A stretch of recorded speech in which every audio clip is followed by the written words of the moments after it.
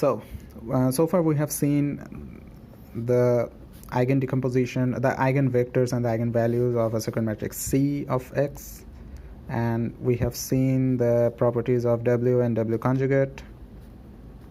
Okay, we know that W conjugate is the DFT matrix. That just means if we take W conjugate times Y, it's just taking the DFT of the vector Y. That's why it's called the DFT matrix. And vice versa, W will be the I DFT matrix, because if we take W times Y, we will be taking the inverse discrete Fourier transform of the vector Y.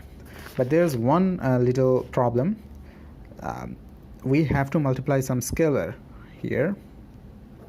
So let's see why we have to multiply some scalar. Because if you take W times W conjugate, we have, for W, we have n ones here and all the elements here. We have, for W conjugate also, we have n ones here and all the elements here. Okay, all of the rest of the elements except for the diagonal elements will be 0, because all of the powers here are just inverses of these powers, so they will add up to 0. But for the diagonal elements, all the diagonal elements will be the same. And what will be that value? We can just get that value just by multiplying this first row with the first column. That is n, because there are n ones we are adding up, so all of the diagonal elements will be n, so that's n times I. So we will have to divide. Here we are fine, but we will have to divide n to get the IDFT. So we can do a little trick here. From this equation, we can multiply with W conjugate to the right side,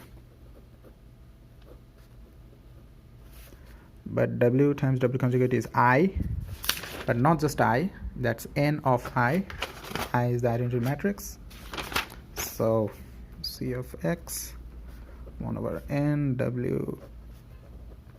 Here we go. Now what if we multiply C of X, a circular matrix, with a vector Y? That will give us this. What is this? This is taking the DFT of Y. What is this? We know that the capital lambda, this is just a diagonal matrix with DFTs of X in its diagonal and all of the elements 0. So multiplying this with this is just element-wise multiplication with the DFT of Y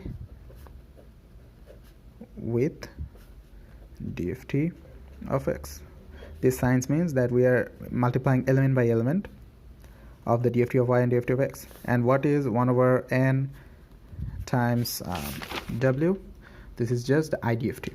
So after element-wise multiplication, we are finally taking the IDFT of this operation. Element-wise DFT X. So this is what is the gist of multiplying a circular matrix with a vector Y.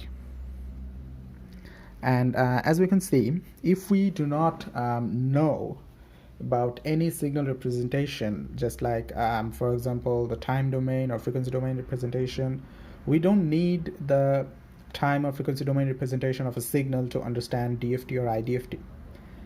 As we can see from here, we are looking at discrete Fourier transform from a very different angle, from the angle of eigenvalues and eigenvectors. So again, to summarize, what is actually DFT if we don't talk about the time domain and frequency domain representation? It's just a way, it's just a tool to diagonalize a circular matrix.